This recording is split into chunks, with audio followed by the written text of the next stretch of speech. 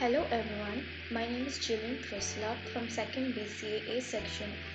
I am going to give a presentation on Unit 1 in Open Source Technology called Introduction. The syllabus for this unit is Introduction to Open Source versus Commercial Software, What is Linux, Free Software, Where can I use Linux, Linux kernel, and Linux distributions. Introduction to Open Source. Open source technology means that its source code is freely available to use, modify, and redistribute. Or, open source is a term that originally referred to open source software. Open source software is code that is designed to be publicly accessible. Anyone can see, modify, and distribute the code as they see fit. History of OSS originated in 1983 from an ideological movement informally founded by Richard Stallman. Stallman began releasing free code under his own license called the GNU Public License. This led to the formation of the Open Source Initiative in 1998. How does OSS work? Open source code is usually stored in a public repository and shared publicly. Anyone can access this to use the code independently or contribute improvements to the design and functionality of the overall project. OSS usually comes with a distribution license. This license includes terms that define how developers can use, modify, and distribute the software. Five of the most popular licenses are MIT license, GNU license 2.0, Apache license 2.0, GNU license 3.0, and BSD license 2.0.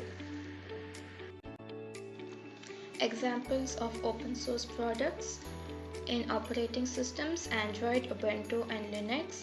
Internet browsers: Mozilla Firefox and Chromium. Integrated development environment IDEs: VS Code, Android Studio, PyCharm, and Xcode. Examples of open source software: LibreOffice, GNU, VLC Media Player, Mozilla Firefox, GIMP, VNC, Apache Web Server, and jQuery. Open source software versus commercial software. Open source software is the computer software developed either by an individual, group, or an organization to meet certain requirements, and it is available openly for general public for any modification based on its developing body's interest.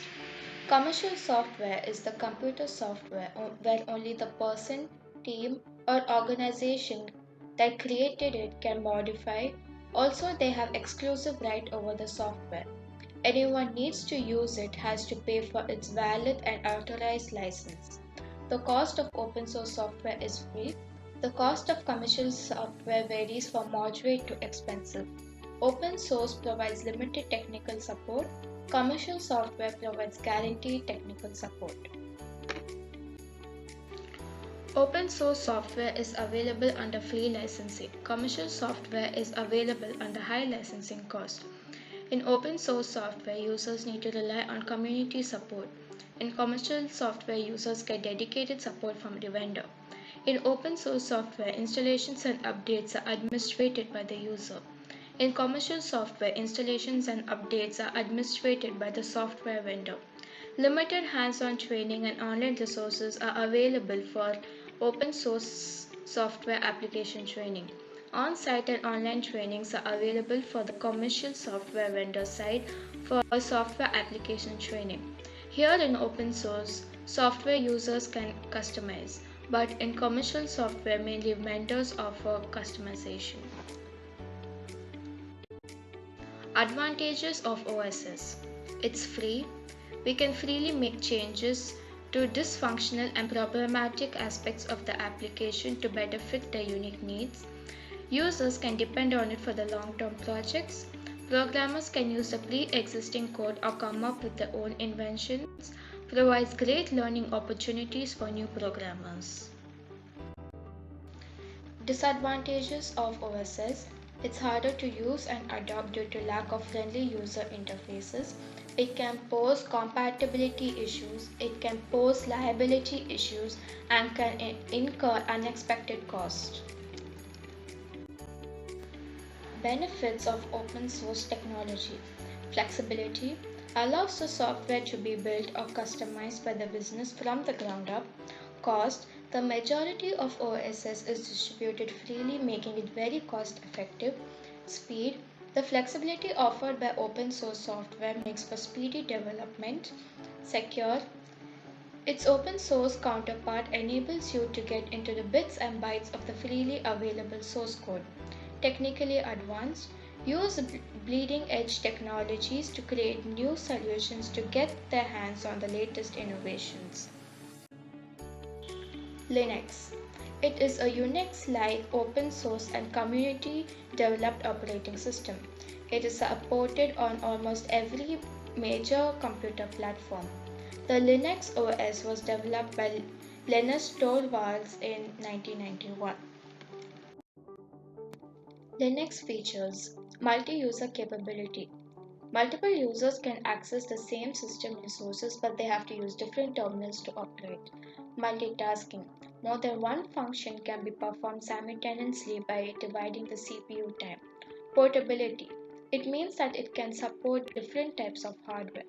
Security: it provides security in three ways, namely authenticating, authorization, and encryption. Live CD or USB: almost all Linux distros provides live CD or USB so that users can run or try it without installing it. Graphical user interface: Linux is command line based on OS, but it can be converted into GUI based on installing packages. Support customized keyboard. As it is used worldwide, it supports different language keyboards. Application support. It has its own software repository from where users can download and install many applications. File system. It provides hierarchical file system in which files and directories are arranged. Open source. Linux code is freely available to all and is a community-based development project. Where can I use Linux?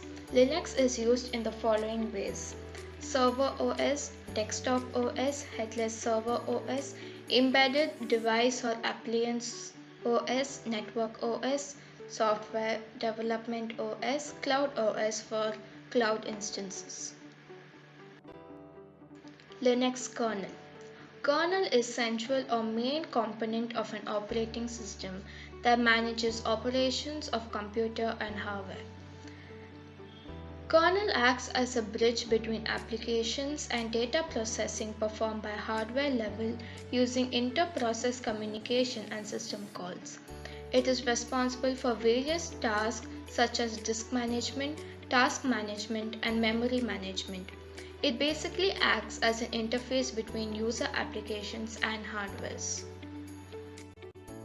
Objectives of Linux kernel: to establish communication between user level application and hardware, to decide state of incoming process, to control disk management, to control memory management, and to control task management. Subsystem in Linux kernel. The Linux kernel is composed of 5 main subsystems. The process scheduler is responsible for fairly distributing the CPU time among all the processes running on the system simultaneously.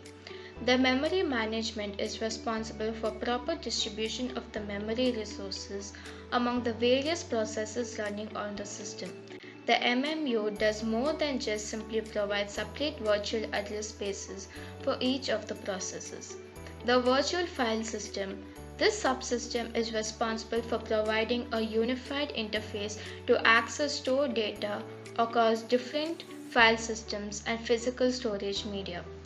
The network interface provides access for several networking standards and a variety of network hardware. The inter-process communication subsystem supports several mechanisms for process-to-process communication on a single Linux system. Linux distributions. Ubuntu. It came into existence in 2004. It is the next version of Debian and easy to use for newbies. It comes with lots of pre-installed apps. Linux Mint. Mint is based on Ubuntu. It has its own popularity and it uses Cinnamon and Mate Desktop instead of Ubuntu's Unity desktop environment. Red Hat Enterprise or CentOS. Red Hat is a commercial Linux distributor. It uses trademark law to prevent their software from being redistributed. Debian. It came into existence since 1993 and releases its versions much slowly than Ubuntu and Mint.